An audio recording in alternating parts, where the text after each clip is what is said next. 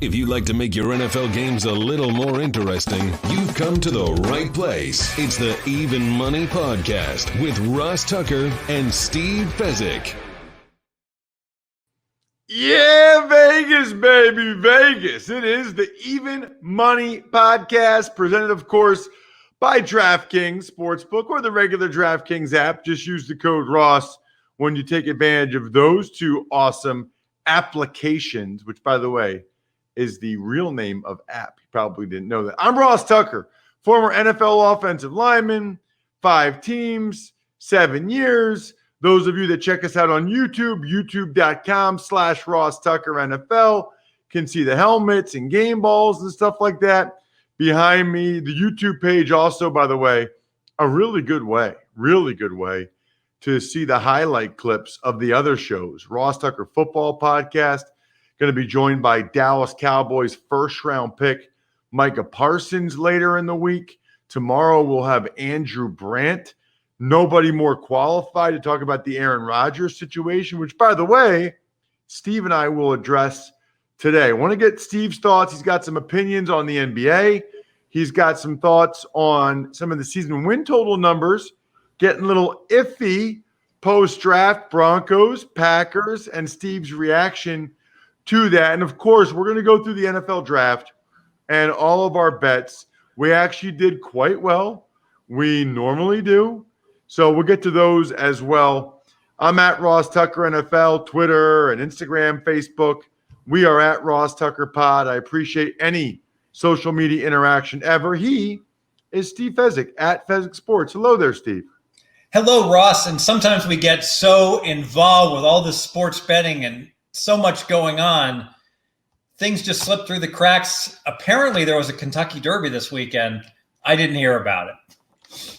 You know, I didn't realize it until Friday, and I thought, oh, man, that's a pretty big betting thing. We probably should have referenced it. But most people listen to us for our NFL bets and some side bets, because I think most people are mainly football bettors, and then they've got some side bets, other sports, other major activities, major events. So we missed that one, but that's okay. I wouldn't have had much to say about it anyway. I did notice, though, Steve, you've been doing pretty well on your Twitter at Fezzik Sports. You've been doing pretty well on your FCS playoff bets, haven't you? No, I've been doing well on my FCS bets, which completely changed when the playoffs started. I went 0-2 this weekend, so 10-6 year to date. So maybe I pushed it a little bit too much. Think about it, a little bit tighter lines in the playoffs with so few games versus the regular season with a much bigger board. Okay, so you did better in the regular season. Now the playoffs, not as well. That's correct. So 10-6 year to date. I'll take that every time, though. Yeah, absolutely. You know, we talked about this last week, Steve, and I think it's worth reiterating. We spoke last Tuesday. We do the show every Tuesday, right? And we'll get into season win totals again soon and all kinds of stuff. Rookie of the year, et cetera. I actually asked Micah Parsons for the last Ross Tucker Football Podcast this week what he thought of being the odds-on favorite for the Rookie of the Year. So I got his thoughts on him being the favorite for the Rookie of the Year. But we talked about, especially during the draft, Steve, following the line, paying attention to certain lines. I should have known on Thursday, as soon as I saw Trey Lance, it swung again, and Trey Lance was the odds-on favorite to be the number 3 pick. I should have known right then and there, but I had been skeptical because they had been wrong on Fields. But I should have known right then and there, Steve, something was up and that it was going to be Lance. Yes. So if you see big line moves a couple weeks before the draft, a month before the draft, that is speculation. Yeah, there's news, but it's speculation. When you see a Trey Lance go plus 250 on Wednesday, the day before the draft, and then you wake up in the morning and he's minus 150 and he's the favorite, someone knows something. It's already been decided. And that's why you're seeing such great line moves. That news has leaked out to the marketplace. It is rarely wrong to just bet on the huge line moves on predetermined events like this, as it turned out to be like the first 6 players taken in the draft. Huge steam on Pitts, closes under 5.5, late 250. Huge steam on Chase, Bengals to take him, under 5.5, late 250. Didn't matter, they're 100-cent line moves. You don't have to pay the vig, Ross, if all the bets win. It's a really, really good point. That was the one that jumped out to me. I didn't notice Pitts or Chase. Were there other ones like that, Steve? Sure. Waddle was 11.5 over under, and word got out that Waddle was the preferred wide receiver over Smith. He closed minus 280 to go before Smith, and over under 9.5. No surprise, Waddle wound up being taken 6th, and Horn, all the money on Horn. He was at 13.5 initially, dropped to 12.5, and then the vig under 12.5 closed like minus 200. Horn goes 8th. Yeah, I loved the under for Joe Horn. Absolutely, J.C. Horn, Joe Horn's son. Absolutely love that. So, yeah, so did you get a chance to get in on those, Steve? I did bet quite a few of those. I made numerous bets in the draft, wound up going 3-1 on widely available lines for my clients, 15-6 in my own bets. And I got to tell you, I got friends, Ross. They are telling me I massively underachieved. I know one guy that went 11-0. Another one of my friends went like 38-9, basically betting some of these openers. Look at where some of these quarterbacks open. Mond, like 105, Mills, 110. These are bets that literally people made going under 105 on these quarterbacks. They could not lose. They were like 98% bets to win by the close when both those quarterbacks were lined correctly in the mid-60s, and that's where they went. So, you mentioned you, and it seems like everybody did well on the draft, Steve. So what does that mean for Vegas? What does that mean for the sports books? I guess everybody we know and that's in the know did well, but I'm assuming there's a lot of people that don't really follow it that closely, recreational, that I guess didn't do well. Sure, but the recreational bettors don't bet that much, and the pro bettors make limit bets. I can tell you, having spoken to a few of the sportsbook directors around town, they are just shaking their heads saying, boy, the draft's going to be in Vegas next year. I don't know what I'm going to do. There's going to be pressure for me to put up lots of product, but we got buried. It's not, oftentimes sportsbooks cry and say it wasn't that good of a weekend. And what they're saying is they didn't meet their revenue projections. Because remember, they got expenses. They got to pay for, the space. They got to pay all their employees and the like. And when a sportsbook says they didn't do well, they're saying, I didn't meet my expectations in terms of what we won. No, this is a case where the sportsbooks forget all their expenses. Just in terms of betting, the bettors beat them on the draft. Yeah, that seems pretty clear at this point, that if you're losing on the draft, you're not paying attention to our show or other shows like it. Let's dive in, Steve, to some of our bets. And in fact, before we do that, I want to make sure people hear this as soon as possible so they act on it as soon as possible. Mother's Day is Sunday. Today is Tuesday.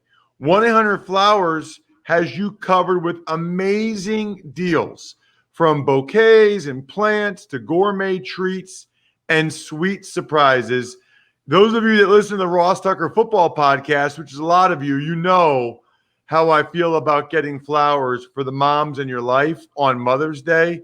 It's huge. It should be mandatory. They love it. In fact, my mother-in-law, my mom, my wife's grandmother, Oma, they're all getting their 1-800-Flowers bouquets tomorrow. To order last-minute Mother's Day bouquets, arrangements, and gifts, go to 1-800-Flowers.com, click the radio icon, enter code football. That's 1-800-Flowers.com, code football. Lock in these amazing Mother's Day deals today. All right, so let's look at some of our bets, Steve. I had more than you did. So we'll start with mine. I had 3 sort of long shots. 4 kind of long shots. One hit 3 did not. The best one, Steve, you remember we talked this out together last Tuesday. J.C. Horn, first defensive player to be drafted, plus 300. Now, I thought it was about 50-50. No, I take that back.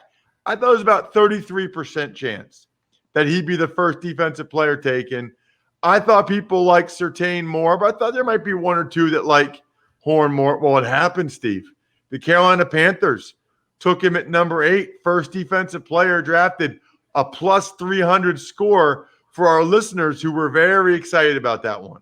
Yeah, absolutely. And Surtain was basically locked in the entire draft, likely to go to Dallas. And it was curious, that Dallas didn't even get him at 10 because he went 9. But basically, Surtain was projected to go way before Horn, and Surtain stayed the same, and Horn just kept gaining. And by the time of the actual draft, like I said, his over-under was very comparable to Surtain.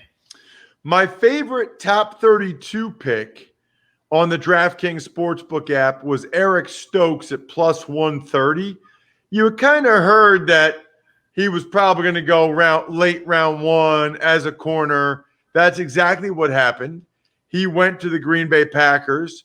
So that was another one that hit with plus money, plus 130 for that. And then, the ones that were bad for me were first guy at a position to be drafted. Took a shot with Rashawn Slater. I loved it at plus 650. I gave it out anyway at plus 250. Didn't happen. Penei Sewell went first. Okay. And then the big long shots were Javonte Williams, the running back, plus 500, and the linebacker Jeremiah Owusu-Koramoah, plus 500 to be the first linebacker drafted. Williams, first running back drafted. So Williams went third. Etienne and Harris went ahead of him, which was probably likely. I didn't realize, we didn't find out till after the draft, Steve, that Owusu-Koramoah evidently had a heart issue. He didn't go to like the 50s. And I was unaware of that as well. I'll be curious when you have Parsons on your pod if you'll bring up the fact that he personally cost you a bet, Ross. Two of them. I came up because I had him on the over 13.5, and he went 12. Yeah, hopefully he doesn't watch the show. But we talked about it. Look, he knows that there were some character concerns, off the field issues that people were worried about. I thought it would drop him more. And, it might have, Steve. It's amazing. Like, it would be so fun to see how the draft unfolds if the Niners took Mac Jones at 3. Or if Carolina at 8 or Denver at 9 took a quarterback. So many different things happen. Then the Cowboys at 10 take Surtain. Then I don't know what the Eagles probably sit there at 12. I don't know what they do because I think the Giants take Devontae. And I mean, the whole thing is, it really is a fascinating exercise. But then I did really well on your favorite bet, Steve. The over-unders, really well. Justin Fields plus 120, over 7.5. Boom. And by the way, I don't know if grades are greater on the Even Money podcast. I don't know if he went through and graded all these. But I went back and listened, and you can do the same or watch it on YouTube, whatever. But I had Justin Fields plus 120 on the over 7.5. That hit. Kyle Pitts on the under 5.5. That hit. Caleb Farley over 21.5. That was close, Steve. 22. 22. I didn't think he was going to go 22. That one was close, but ultimately it came through to get Farley. He hit the over. Now, let me ask you. Love guys like this with injuries or issues. Now, it's possible. Have you ever thought about this, Ross? When you came on and talked about how he didn't have feeling in 2 of his toes, that Ross Tucker personally could have sandbagged Caleb Farley in the draft if that information got out. So you cost Caleb Farley money, perhaps, but you won. No, because it was Rappaport and Pelissero who had tweeted that or had written about that. I just tweeted about it and talked about it. But, yeah, that would be pretty nice if that was the case. The only over-under I missed on was Micah Parsons, who I've known about since ninth grade. I met him when he was a junior in high school. I had over 13.5. He went 12 to Dallas.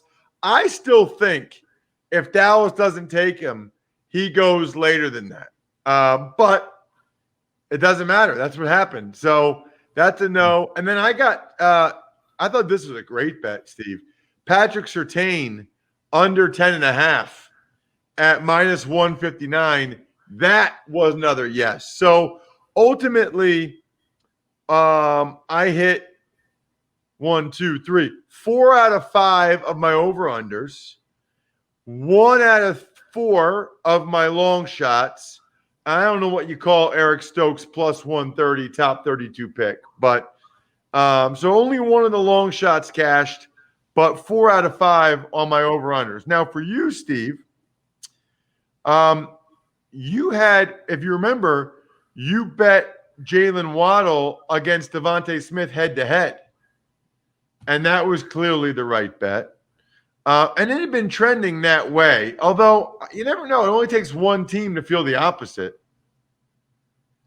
True, but the narrative was out on Smith. He only weighs, 111 pounds. And so I felt confident no GM was going to go ahead and take him before number 9. And I thought there was a good chance Waddle, would be taken by then. Then it was interesting to hear some of your over-unders. You had Kyle Trask under 72.5.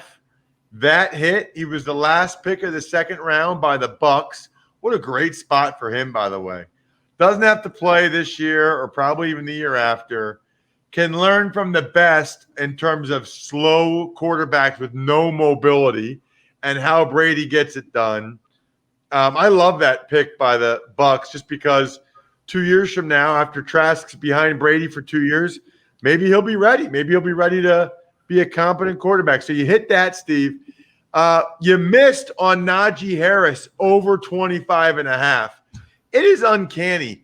I feel like the Steelers just take whoever everybody mocks to them every year. Every mock said Najee Harris. You weren't buying it. Guess what? They took Najee Harris at 24, Steve. And I was aware of the mocks, and I felt like, hey, the word is out. You don't draft a running back until the very end of the first round. And apparently this year, 2 teams felt differently. So I was worried. The only spot that he could fall to, I said, it's Pittsburgh or I win my bet. Well, it was Pittsburgh. One that was very close for you, but it came through, Jalen Phillips, the DN from the University of Miami. His total was 18.5. You took the under, and he went 18. That's as close as it gets, Steve. And that was interesting. The Dolphins took him at 18. That one was very close. You won by half a pick. And I'm sure there's some sharp bettors out there that heard that pick and laughed at me saying, I got Phillips under 21.5. Good luck with the under 18.5. And this is the difficult part about sports betting. Oftentimes, you're directionally right on a bet, but if the line moves too much, at some point you got to pass on it. Maybe I pushed it a little bit, taking Phillips even at that 18.5, but we got there.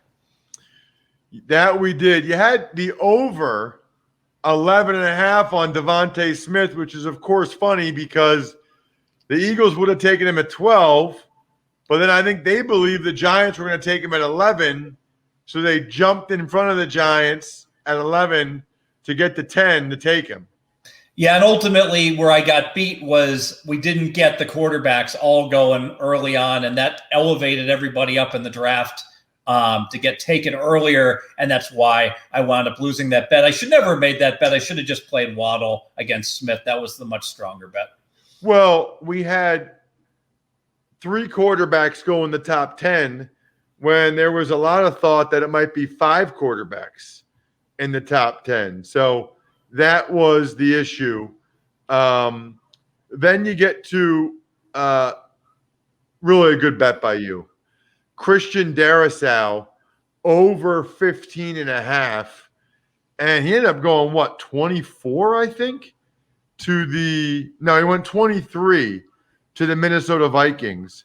But you crushed that one. Although, they didn't trade down. There's talk that they would have taken him at 14. I don't know if I believe that or not, but there's talk of that.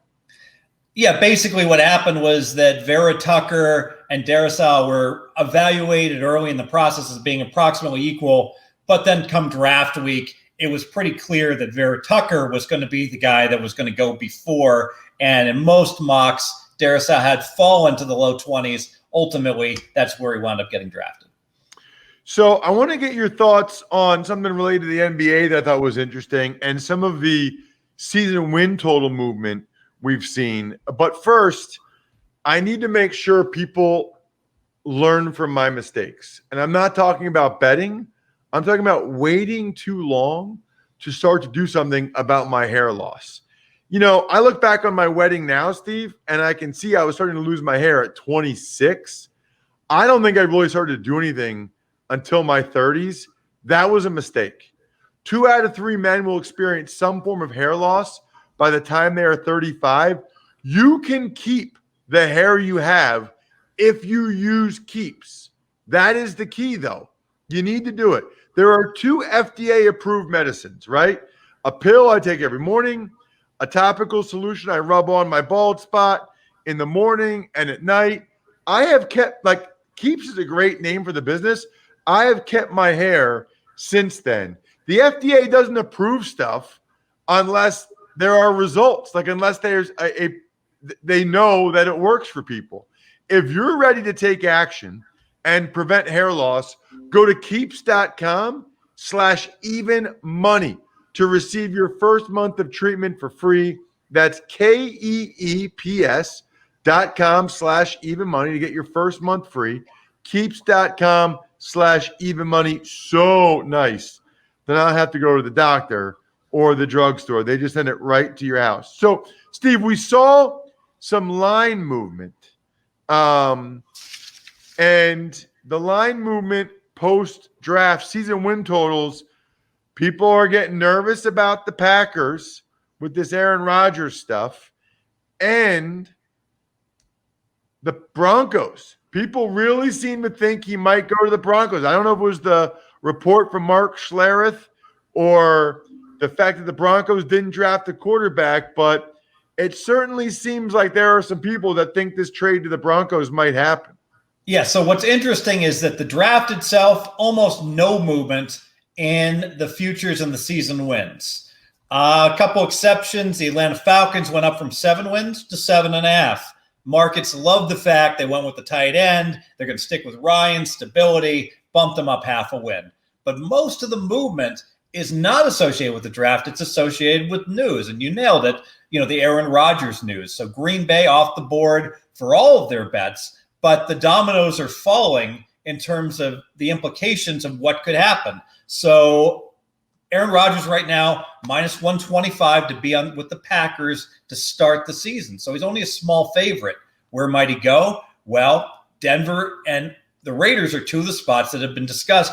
Denver has been the one spot that has been favored in the lines, which is curious to me because Denver does not have a competent quarterback to trade to Green Bay. You'd think the Raiders would be the favorite.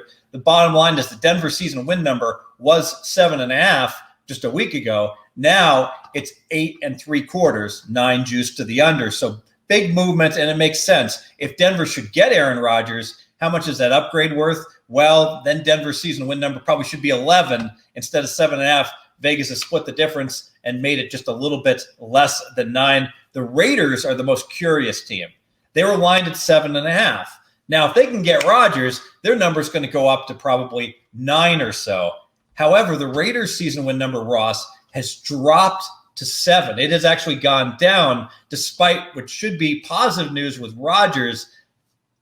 I'm kind of surprised by this. I don't think the market's like the Leatherwood pick in the first round, but the Raiders got a good pick in the second round in the TCU safety Morrig. So it doesn't seem like that news should be enough to lower the Raiders. I think the narrative is among the sharps is the Raiders have overachieved the last 2 years. You look at how many games they won versus how many points they were outscored by.